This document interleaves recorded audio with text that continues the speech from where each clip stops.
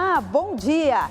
O Agroband está entrando no ar para todo o Brasil através da TV Bandeirantes e do canal Terra Viva.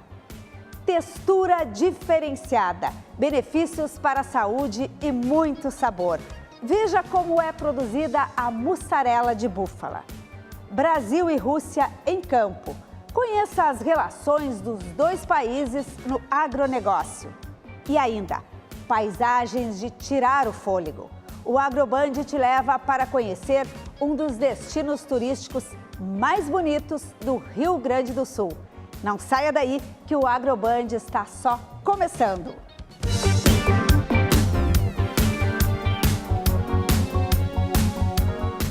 Com textura cremosa e diversos benefícios nutricionais, a mussarela de búfala é um tipo de queijo que tem sido cada vez mais utilizado na nossa culinária. Nós fomos conhecer como é a produção deste tipo de queijo. A reportagem é de Karine Flores. A mussarela de búfala é a estrela principal dessa pizzaria. Está presente em todas as receitas. Por ser um queijo, digamos, mais coringa, né? Então queijo neutro, que a gente consegue utilizar com mais ingredientes, né? Então a gente tem uma gama maior de opções para escolher como cobertura. A importância é tão grande que uma das pizzas leva o nome do animal, búfala. O prato tem como ingredientes tomate cereja, manjericão fresco, azeite de oliva e mussarela de búfala. A criação é uma das queridinhas dos clientes.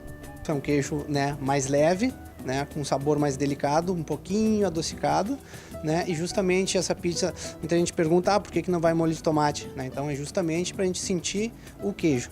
Além do sabor, os benefícios nutricionais são um dos diferenciais do queijo feito a partir do leite de búfala.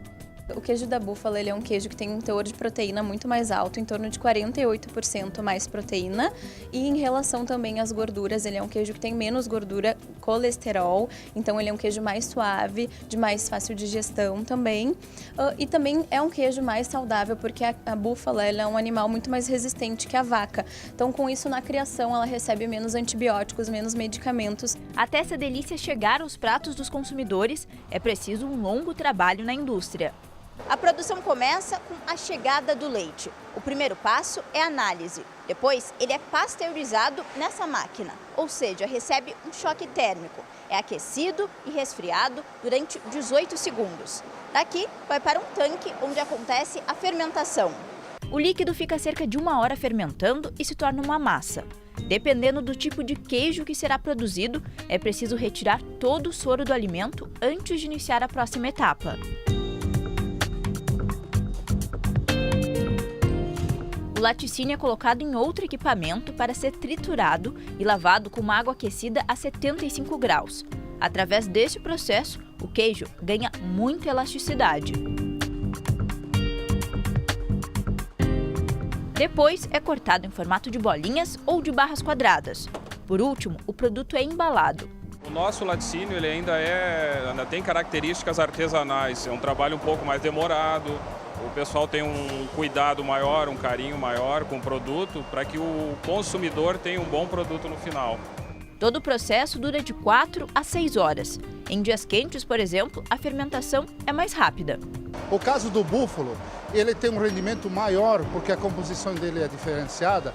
Ele tem um certo teor de matéria seca maior do que de vaca. Isso faz ter um rendimento maior teor de proteína. Por semana, essa empresa recebe 8.000 litros de leite de búfala para a produção dos queijos. O alimento vem de 3 criadores gaúchos. A gente tem notado que a demanda está crescendo gradativamente. Somente entra aqui no laticínio aquele queijo que tem uma qualidade excepcional.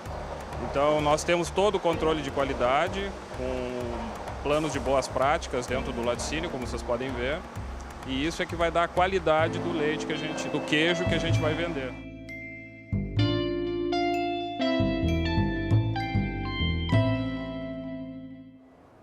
E vale lembrar também que, além desses benefícios nutricionais citados aí na reportagem, a mussarela de búfala não tem lactose. Que delícia, eu fiquei com uma vontade de comer essa pizza. Mas aqui no estúdio nós seguimos falando sobre búfalos.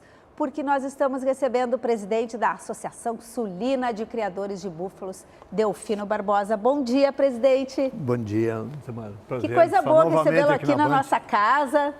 Presidente, a gente viu aí o uso do leite da búfala, mas nós queremos falar sobre a criação como um todo de búfalos. A carne de búfalo, eu há muito tempo ouço dizer, e quando como sempre lembro disso, que tem menos colesterol. Por quê? A carne de búfalo tem menos colesterol baseado o estudo que nós temos ainda de pesquisa é americano.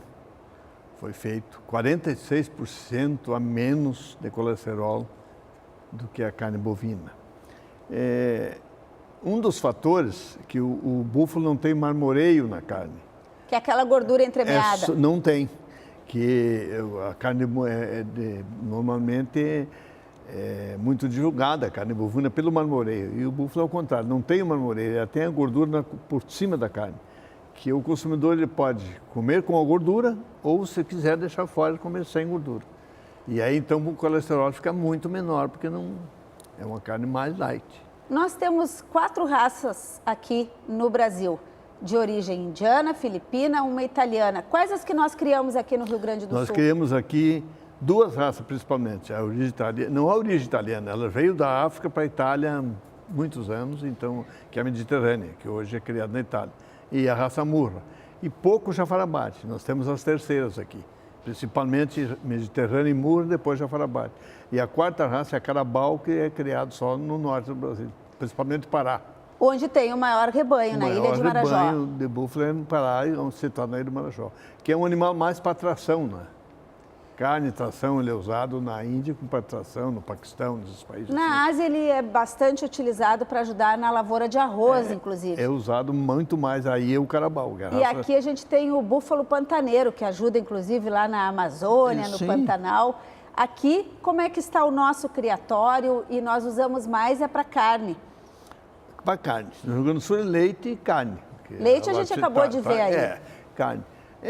Aqui está o rebanho hoje no Rio Grande do Sul, de acordo com dados da Secretaria da Agricultura, a vacinação de 2017 estava em 80 mil.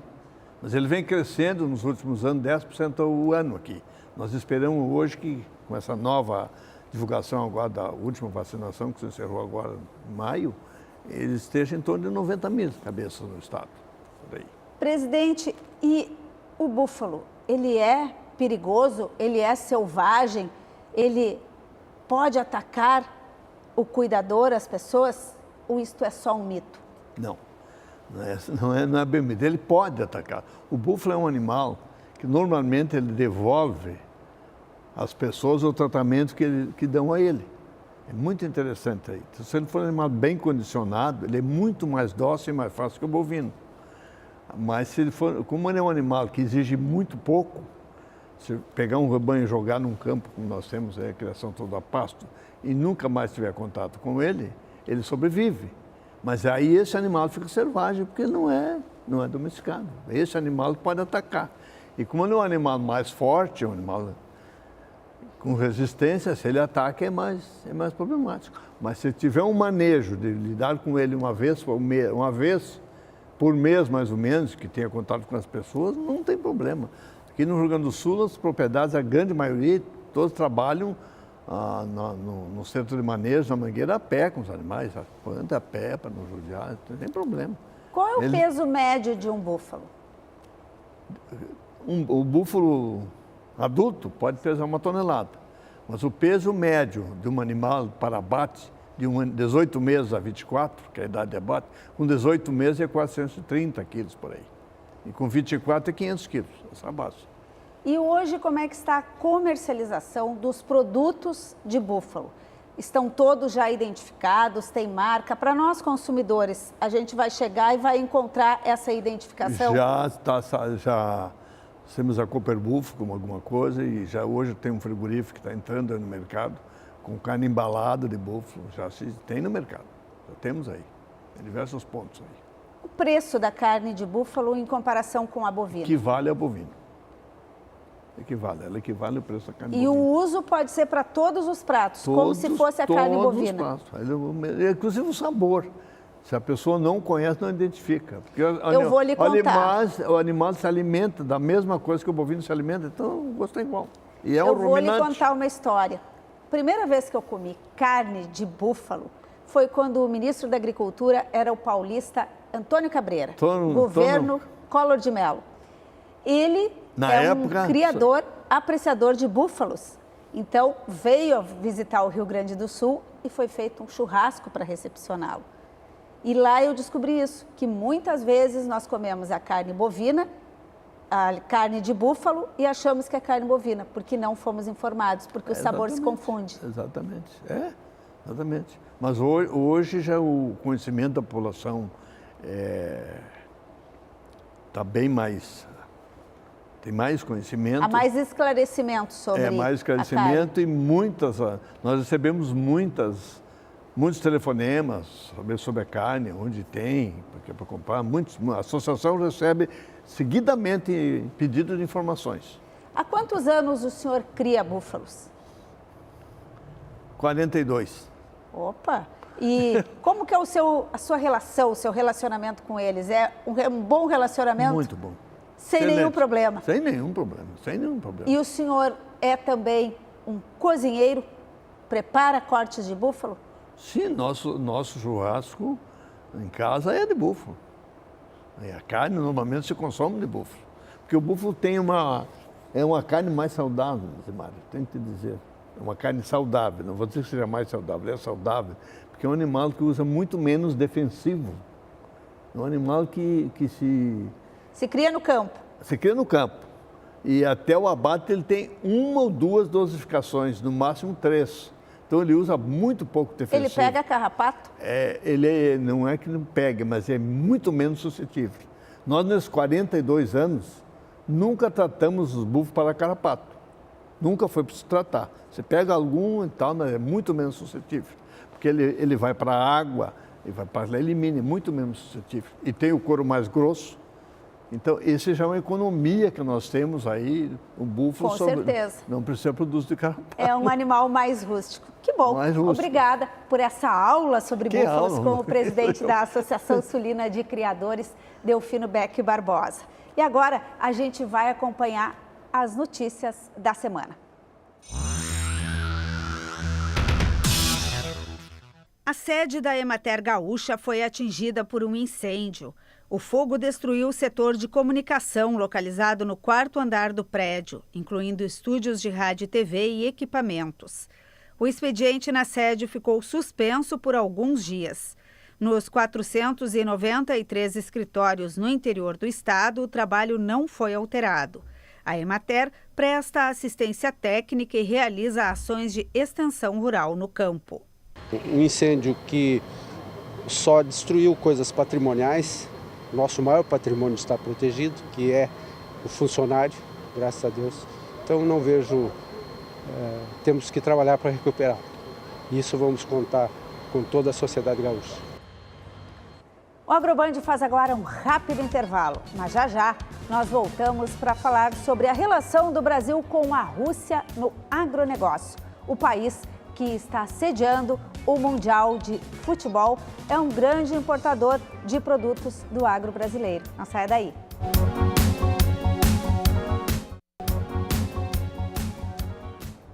Estamos de volta com o AgroBand. Os olhares dos 5 continentes estão voltados para a Rússia, o país que está sediando a competição mais importante do futebol mundial. E hoje, aqui no programa, a bola também vai rolar, mas em outro campo. Nós vamos falar sobre as relações entre o Brasil e a Rússia no agronegócio. Quem está aqui para conversar conosco é o presidente da Associação dos Criadores de Suínos do Rio Grande do Sul, Valdecir Folador. Bom dia, presidente. Bom dia, Lizemara. Bom dia a todos. A Rússia é o maior produtor mundial de trigo e a gente eventualmente compra trigo de lá, mas eles também compram muito carne suína do Brasil. Na verdade, eles não compram neste momento. Eles compravam, presidente. Desde dezembro, eles não estão comprando. Por quê? Sem dúvida, Lizemara, o Brasil é um grande dependente ainda do mercado russo na exportação de carne suína e nós estamos impedidos de exportar para a Rússia desde dezembro de 2017. por algumas alegações que a Rússia tem feito aí por causa do uso de um aditivo que é usado na ração, que é a aractopamina, mas isso não vem sendo utilizado para exportação para esse mercado. O intuito, na verdade, da Rússia ao embargo à carne suína foi que eles querem negociar trigo, querem negociar pescado, picanha bovina. Então, alguns anos que eles vêm buscando esse mercado, querendo essa contrapartida do Brasil, pela questão que nós exportamos muita carne suína para ele, e o governo brasileiro não vinha atendendo a demanda do mercado russo. Então, eles criaram agora esse embargo e até então nós já estamos praticamente há 7 meses sem exportar nada para a Rússia de carne suína. Vocês tinham uma grande expectativa que agora, com o campeonato mundial, houvesse a reabertura do mercado, porque eles precisariam mais carne para atender, inclusive, os turistas que estão lá. Isso não se confirmou. Também porque a Rússia aumentou o criatório de suínos. Sem dúvida, a grande expectativa, e o setor acreditava que dentro do mês de janeiro, fevereiro no máximo, esse embargo seria levantado, porque também, segundo o governo brasileiro, o ministro da Agricultura diz que essa parte que a Rússia estava exigindo do Brasil estaria acertada, estaria liberado, desde que a Rússia atendesse as normas sanitárias e fitossanitárias para entrar com esses produtos no Brasil. Só que isso não aconteceu. E então nós estamos aí nesse período, o mercado brasileiro da carne suína, da suinocultura, vem passando por uma dificuldade muito grande econômica, os produtores perdendo renda, porque a Rússia representa em torno de 38% do volume que nós exportávamos de carne suína. E é um volume bastante significativo você ter esses 38% e você perder do dia para a noite isso. Então está criando no mercado interno brasileiro uma dificuldade de rentabilidade, de receita aos produtores. O setor como um todo está tentando se reorganizar para colocar em outros países. Houve aumento de exportação para a China, Hong Kong, África do Sul, outros países conseguiu se exportar um volume maior. Mas ainda não é suficiente para que nós possamos dar fluxo à nossa produção. E a Rússia também está se organizando internamente já há alguns anos. Ela vem com uma política de aumento da produção da suinocultura e de outras atividades também, para ser autossuficiente ou depender menos da importação, no caso da carne suína. E os números, os dados que nós temos é que a Rússia aumentou aí mais de 200 mil toneladas a sua produção de carne suína nos últimos meses, no último ano. Então, vai criando cada vez mais dificuldade e nós precisamos buscar outros mercados, outros países, o mercado interno, enfim. Então, a suinocultura precisa se reorganizar, tanto na busca de novos mercados para colocar sua produção, melhorar o consumo no mercado interno e também importante, Elisemara, é que a suinocultura brasileira precisa se reorganizar na produção. Nós estamos crescendo mais do que nós temos demanda de mercado interno e externo e isso causa o quê? Prejuízo para o produtor, para a indústria, todo o setor perde. Então, acho que tem que ter uma responsabilidade da cadeia produtiva da suinocultura brasileira de se reorganizar e não crescer mais do que nós temos de mercado para consumir. Bom, a Associação Brasileira de Proteína Animal, que reúne o frango e o suíno, está aproveitando e fazendo uma campanha publicitária lá em Moscou, com muitos banners espalhados pela capital da Rússia para mostrar a qualidade da nossa carne suína e de frango, na tentativa de reabrir o mercado para o suíno, de conseguir vender mais frango. Mas, na verdade, presidente, a gente também precisa, talvez, incrementar ainda mais o consumo nosso aqui no mercado interno, porque a carne suína é a mais consumida no mundo. E aqui no Brasil, ela ocupa o 3º lugar. A mais consumida é o frango, 44 quilos per capita, depois a bovina, com 35, e a suína vem com 15 quilos. O que falta para a gente incrementar? Olha, Elisemara, a gente vem fazendo um trabalho a nível nacional, a Associação Brasileira de Criadores de Suínos, a própria indústria produtora de suínos, vem fazendo um trabalho, um marketing em cima da carne suína, reposicionando a carne suína na gôndola dos supermercados, fazendo parceria com grandes redes de supermercado nacional.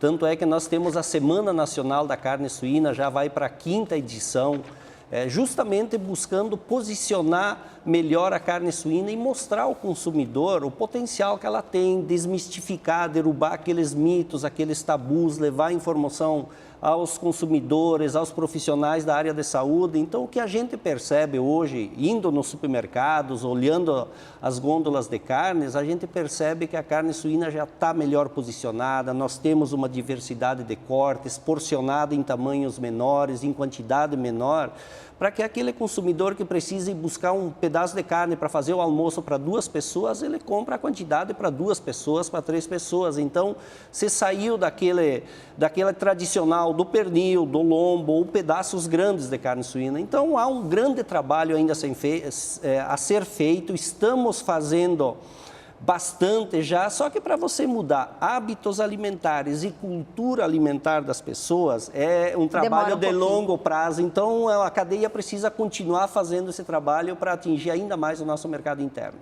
O Rio Grande do Sul é o segundo estado produtor de suínos no país. Primeiro são os vizinhos aqui de Santa Catarina e nós temos regras sanitárias muito rigorosas. Inclusive, visitas não são bem-vindas nas granjas para evitar qualquer risco para os animais. Fechando esse nosso bate-papo aqui com o presidente da Associação de Criadores de Suínos do Rio Grande do Sul, falando sobre produção agropecuária na Rússia e no Brasil, eles produzem em torno de 130 milhões de toneladas de grãos por ano. E nós aqui estamos com 240 milhões. Eles produzem muito cereais de inverno, trigo, aveia, centeio, cevada. E também a beterraba sacarina, para fazer açúcar. Algumas diferenças, curiosidades sobre a produção por lá. Obrigada, presidente. Vamos comer carne suína, então. Eu que agradeço a oportunidade, um abraço a todos. E agora, eu te convido para fazer um passeio. A cerca de 200 quilômetros de Porto Alegre é possível encontrar algumas das mais belas paisagens do Rio Grande do Sul. Um roteiro cheio de aventura e que é literalmente de tirar o fôlego. E quem nos leva para esta viagem é o repórter Tiziano Kessler. Paredões gigantes cortados por rios. Revestidos pela vegetação e quedas d'água. Um cenário que levou milhões e milhões de anos para ser esculpido pela natureza. Os artistas, as erupções vulcânicas, os deslocamentos de placas terrestres, o curso d'água e a erosão. Estamos na divisa do Rio Grande do Sul e Santa Catarina. Em um dia gelado, iniciamos nossa visita ao Parque Nacional da Serra Geral, uma área de preservação permanente. A principal atração é o Canyon Fortaleza. Chegamos ao ponto mais alto, à beira de um penhasco. A sensação também é de estar mais perto do céu. Estamos a uma altitude de 1.100 metros. A visão aqui é de 360 graus. Desse lado, os campos de cima da serra. Apenas alguns passos, a gente já está de frente aos paredões rochosos do Canyon Fortaleza. Seguindo aqui para o outro lado, apenas mais alguns passos, segue essa vista espetacular e lá no fundo, no horizonte, é possível ver parte do litoral sul do Brasil. O Canyon Fortaleza tem uma extensão de quase 8 quilômetros. Em alguns pontos, os paredões chegam a estar separados por uma distância de 2.000 metros. Em 2017, os canyons localizados no município gaúcho de Cambará do Sul receberam 220 mil visitantes. O mais conhecido é o do Itaimbezinho. O canyon fica dentro de outro parque nacional, o dos Aparados da Serra. Os visitantes conseguem ficar ainda mais perto das quedas d'água. Depois de 3 quilômetros de caminhada, a gente chega na parte mais alta do Canyon Itaimbezinho. Aqui nesse mirante, que é o Mirante do Cotovelo. E nesse ponto, a profundidade desses paredões é de 720 metros. Lá embaixo passa o Rio do Boi. O nome é porque muitos animais que pastavam na beira do penhasco já caíram dentro do cânion. O Itaimbezinho tem quase 6 quilômetros de extensão. Depois que o sol se pôs, a temperatura começou a cair muito rapidamente. Agora, não são nem 10 horas da noite e o termômetro na Praça Central marca 1 grau negativo. Haja lenha para manter o fogo aceso 24 horas por dia. A família se reúne na volta do fogão com chimarrão e pinhão assado. Para enfrentar o amanhecer com temperatura negativa, uma tradição do campo, o camargo. Café bem quente e leite tirado na hora são servidos no galpão. E esquenta o camargo e te dá uma energizada, tu fica mais faceiro, mais alegre e menos frio. Devidamente energizados com a xícara de Camargo, pegamos a estrada em busca de aventura. São 100 quilômetros, 70 pela estrada de chão. A primeira parada é no limite de Cambará do Sul, São Francisco de Paula e Jaquirana. Nós chegamos no Parque Estadual do Tainhas. O nome é por causa do rio Tainhas, que está passando aqui embaixo e que cruza toda esta área de preservação ambiental. E a nossa aventura vai ser cruzar o rio, chegar bem perto daquelas corredeiras nessa caminhonete aqui. Estamos dentro do rio.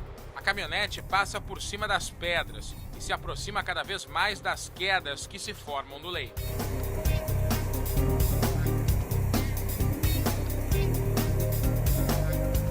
Antigamente, esta era uma passagem dos rebanhos de gado. Uma parte que a gente chama aqui no sul de lajeado, onde o rio ele é extremamente raso e essa passagem S era a parte mais rasa do rio. Então os tropeiros usavam esse caminho para não afogar o animal, para não quebrar nenhum animal. Até porque, a alguns metros dali está a Cachoeira do Passo do S. A água desce com força, parece formar desenhos sobre as rochas. Um espetáculo para fechar com chave de ouro a visita à Terra dos Quênios.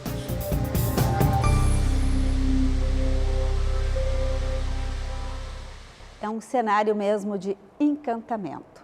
E eu estive nos aparados da serra e conheci o coletor de nevoeiro, instalado no alto do cânion do Itaimbezinho, ao lado da estação meteorológica. Os equipamentos fazem parte de um projeto conjunto de pesquisa da Universidade Federal de Santa Maria e a USP. O nevoeiro é um fenômeno natural, mais frequente no outono e inverno devido à combinação de temperaturas baixas da madrugada com alta umidade. O coletor parece mais uma tela bem fechada que retém as gotículas e mostra a intensidade da névoa. O Agroband de hoje fica por aqui. Não esqueça que você pode conferir este e outros programas na nossa página no Facebook. Tchau então e até o nosso próximo encontro.